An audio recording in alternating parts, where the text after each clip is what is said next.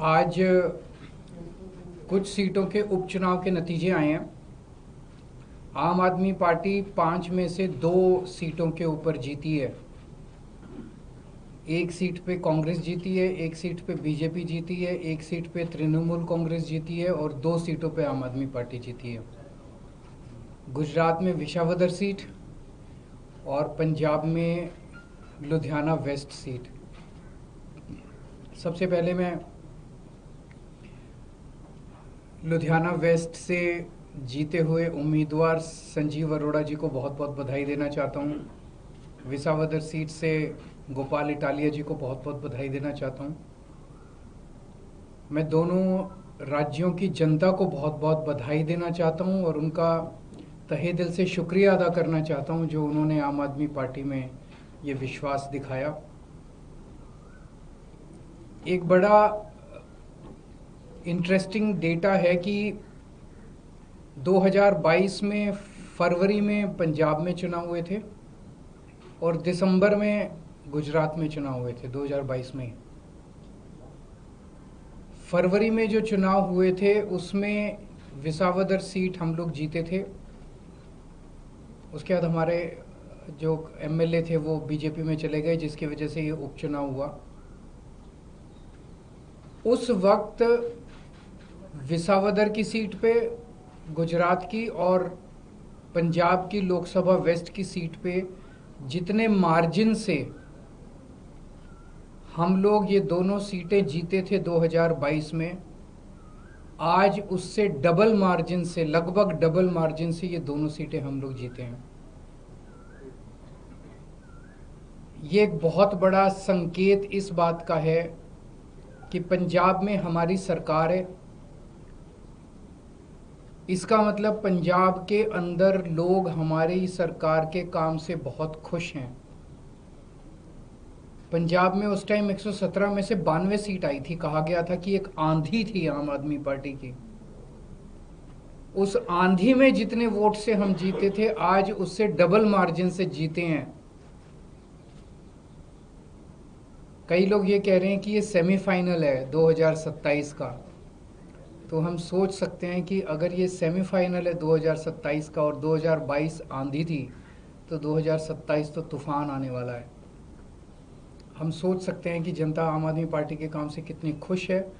और लुधियाना वेस्ट के इस चुनाव ने एक तरह से जनता के मूड को दर्शाया है। एक तरह से पंजाब की जनता ने मोहर लगाई है आम आदमी पार्टी के कामों पे।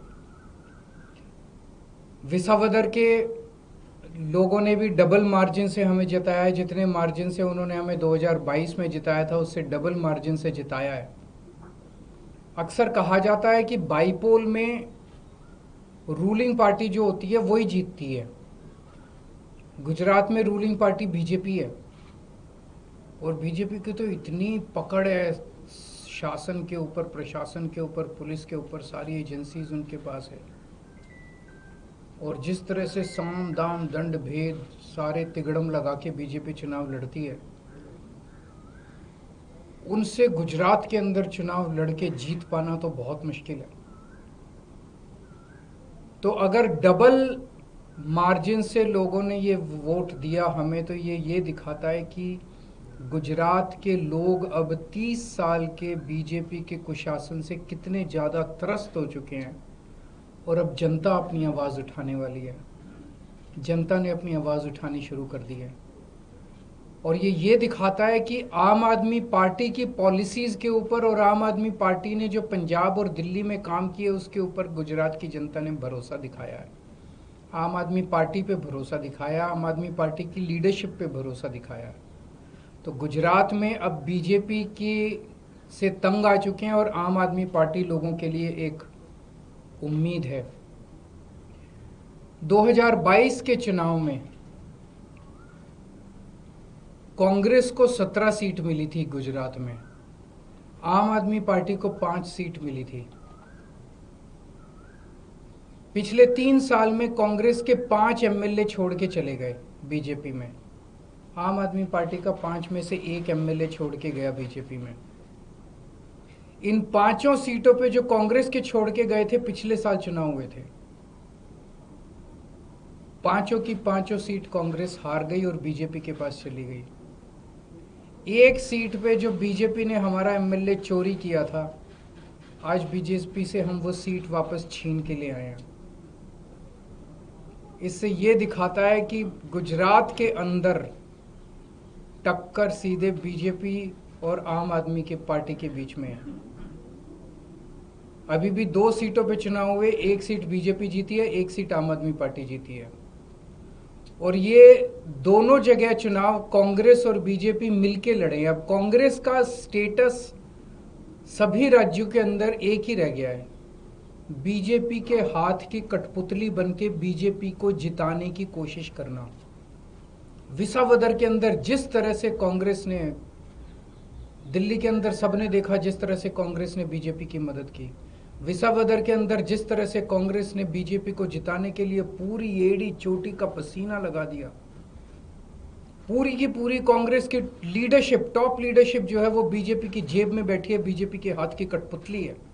एक कांग्रेस का आम कार्यकर्ता बीजेपी को हराना चाहता है, एक कांग्रेस का लोकल लीडर आप बीजेपी को हराना चाहता है, लेकिन कांग्रेस की टॉप लीडरशिप वो देखता है कि वो सारी की सारी बीजेपी की गोद में बैठी है, बीजेपी की हाथ की कठपुतली है, बीजेपी की जेब में। तो आज मैं इस मंच के माध्यम से कांग्रेस के आम कार्यकर्ताओं को भी कहना चाहता हूं कि कांग्रेस से उम्मीद मत करना कि वो कभी भी बीजेपी को हराएगी। उनकी बहुत कोजी रिलेशनशिप है टॉप पे।